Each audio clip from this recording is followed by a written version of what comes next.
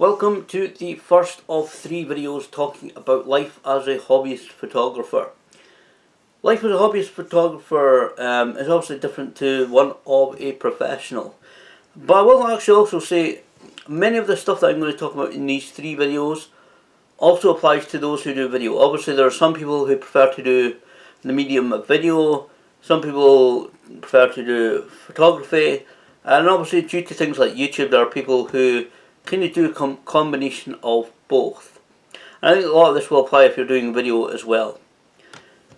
This first video of the 3 talking about life as a hobbyist photographer, I'm going to talk about exploration and changes and how they can help a hobbyist photographer. First of all, I will say, like I said, life as a hobbyist photographer is completely different than one of a professional. If you're a professional, you're normally doing it pretty much every day, and obviously you've got clients whose work you need to do.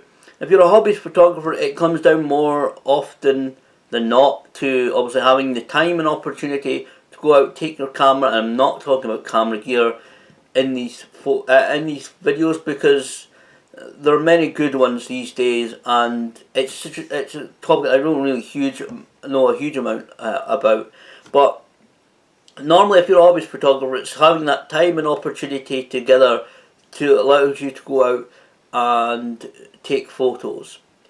I've also seen in some videos on YouTube people really compartmentalise the different types of photography. There is street photography, travel, wildlife, landscape, sport.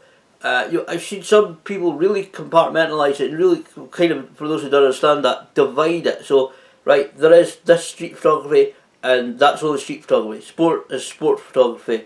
Travel is travel photography. Wildlife is wildlife photography, and never shall they meet. I've seen it on some videos. But if you're a hobbyist photographer, you tend to be kind of a jack of all trades. You kind of tend to mix in between them. Now, if you have a preferred field, a preferred topic to do photography of, if you prefer to go down to any local gardens, any public space and take pictures of the flora and fauna there, then that is fine. That's you enjoying photography, that's what you kind of prefer to do. That I have no problem with that. I'm not in a position at all to tell people what they can or can't do in photography. Because I kind of, certainly especially this coming year, I'm trying to kind of do my own thing. And it often shows on my YouTube channel, but if you have some, obviously, I'm not saying professional photographers won't go out with their camera, because I'm sure there are those who, when they're not working, they're not having to do particular work, they don't go out, they do go out with their camera, because I'm sure there are actually some who do go out with their camera when they're not working. But if you're a hobbyist photographer, you kind of do a varied kind of versions of all of these. You do different ones, and I certainly know I do. I do fan photos at local wrestling shows, so that's sports. I go out and take photos of kind of like buildings, the area of Dundee, which is obviously it's really kind of landscape-esque. And obviously, if I go on holiday, I take a camera with me. I went to New York, took some photos there, and I went things to a place like Barcelona. I had a camera. I didn't take a camera before, which is a pity because I've been to a couple of good places where I got some really great photos. But as a hobbyist, you kind of mix in between a lot of them. And again, if you pick out one particular area of your that's your interest, then you go ahead and do that, concentrate on that, and that's absolutely fine. But certainly, as a hobbyist, you kind of can pick and choose your subjects, your topics, and I've always found having a project can help sometimes. And if you pick out a particular project of maybe, like I do, go around different areas of the city or your local area and take photos of it. Make sure you try and cover these particular different areas. You want to cover this in a particular area, then you want to cover that in a particular area. Then once you've done those, you will move on to a different area, and there's different places there that you want to photograph. And sometimes a project can help as well. Exploration is something I really want to talk about in this video, because exploration is something that it's one of the main reasons why I want to do these videos. Recently I've had a lot of commitments, which is kind of why I'm in and out right now on doing YouTube videos. I'm not doing them as regularly as I want to. But I've been travelling out and about a little bit, and I've gotten to the stage as a hobbyist photographer where I'm even travelling out and about and doing as part of kind of some of the volunteer stuff I do and so forth. So I'm actually even beginning to think, oh, I'd like to come when I'm in place or when travelling past a place or that I kind of get the idea of, oh, I'd like to come back here with my camera and do photographs here, or I'd like to photograph this and that and the other. I've gone to the stage where that's really going through my mind a lot when I'm out and about, and especially those times when I don't have my camera with me. I'm thinking, because it's a continuing ongoing project of doing photographs around Dundee. I've seen quite a few places I would love to be able to get to take photos of. So it's something, exploration is something that I found has really been something that I've been doing a lot of as a hobbyist photographer. I mean, it's that old saying of people normally take the same journeys or go to the same places day after day to work, or from work to home, to the local supermarket, to their maybe local pub or whatever, and then go back home, and they stick to the same routes. And certainly I found that myself exploring the city more and more. I will admit, I'm not great at street names. I'm not great at, if somebody says, right, Strathmartin Road, I know where that is because it's a really, really long, winding road through Dundee, but if somebody says this particular street name, then I'm not entirely sure where that is. But if they say, oh, it's near Paradise, it's near where the Derby Street Multi stood, it's near the Discovery Ship, I know where those places are, and I can get to them. If you can describe it to me, I have a general idea of where it is. I can get to it. But I found myself going out about these different areas and finding, thinking, and that's one of the things, even as a hobbyist photographer, you want to visit places a couple of times, and in different seasons, maybe flowers blooming, there's leaves on the trees if you're into that kind of photography, nature photography, which is something I definitely this summer I want to go out and I want to take more pictures of the flora and fauna around Dundee, to revisit a few places and take pictures, and including the Flower and Food Festival. I really want to get to that this year. I'll talk about local attractions in a separate video, but I really want to kind of concentrate on different things this year if I have the opportunity. But certainly I've been getting out and about, and it's really led to, I need to do a lot more exercise, as you probably see, but it's kind of that bit as a hobbyist photographer. I've been getting out and about more and exploring more. It's gotten me out of the house a little bit, and I've really found it really worthwhile being, especially the hobbyist photographer. And it's not just travelling about, you might find that places, and again, I'm going to talk about local attractions in another video, but maybe sometimes you can come across somewhere you want to visit, somewhere you haven't been for years, and you think, oh, you know what, I've been wandering about seeing whether I can get any photographs down in this area, and actually I thought, actually, there's the Verdant Works, or there's the RS Discovery, or there's the Unicorn over there. I'm going to visit them, or the Transport Museum, and I'm going to visit those places and get some good photos, and even if it's another day, another time, I can go in there. I found myself, especially travelling out and about, even I said with them, not with the camera, thinking, oh, I'd love to come down here and take some photos. I see one of the things also that helps a hobbyist photographer is actually modern technology.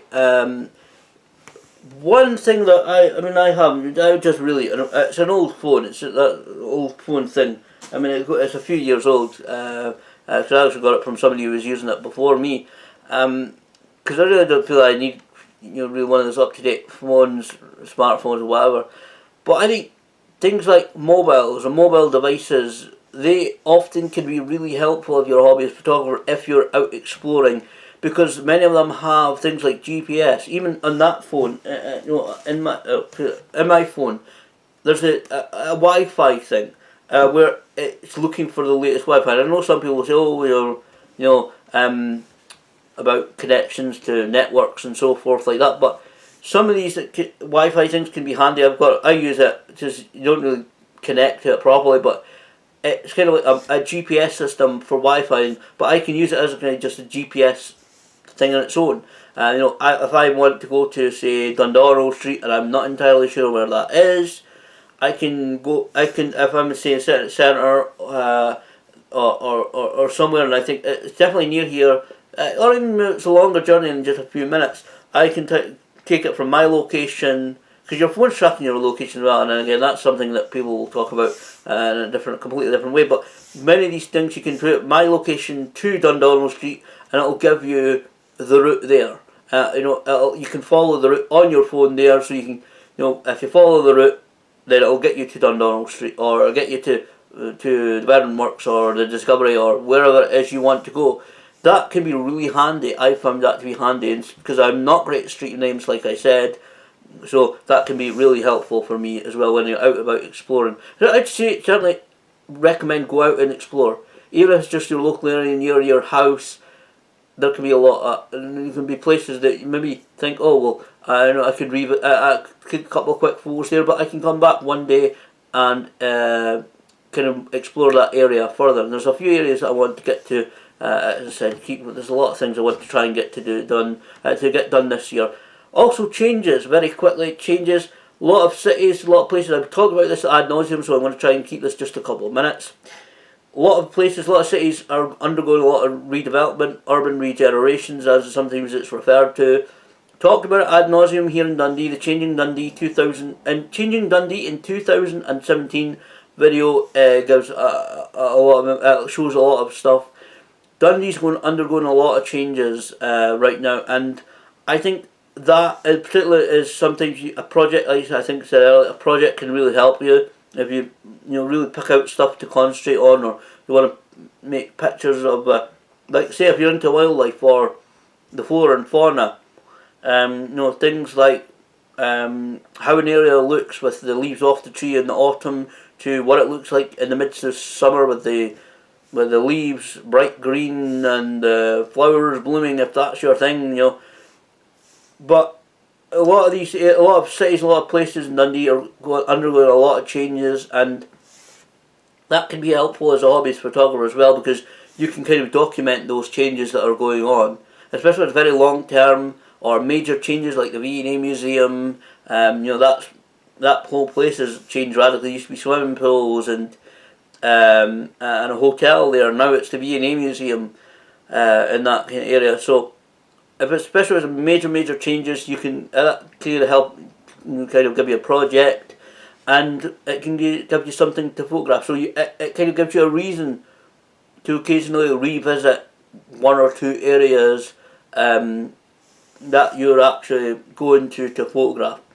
So changes can help you a lot, because you can obviously, especially with your local area, if it's your home city, you can see how it changes, and many people are interested in photos of areas from decades ago. And so I love to have photos even from like 10, 15 years ago of the city centre, like the railway station. Don't have photographs of that. I know there's ones online, but none that I took myself. I didn't have a camera in those days, and I didn't have the opportunity before some of these places were knocked down to go and take photos. I would love to have photos like you say of the old Overgate shopping centre, because it used to be in two levels. Now it's in one big one-sided kind of shopping centre mall kind of thing. But I think changes can be very advantageous to a hobbyist photographer, because you're seeing things change, you're seeing things going on, because it always changes. There's all looking like new houses, new buildings, farming and so forth like that. So I think a lot of that can actually help a hobbyist photographer as well. So if you are seeing a lot of changes, maybe that can be a good thing if you're interested. Again, maybe some people are not interested in that kind of thing. Maybe you only want to do kind of wildlife or whatever. But I think as a hobbyist photographer, sometimes that can be helpful. And you never know when those photographs actually might end up being quite useful to you as well.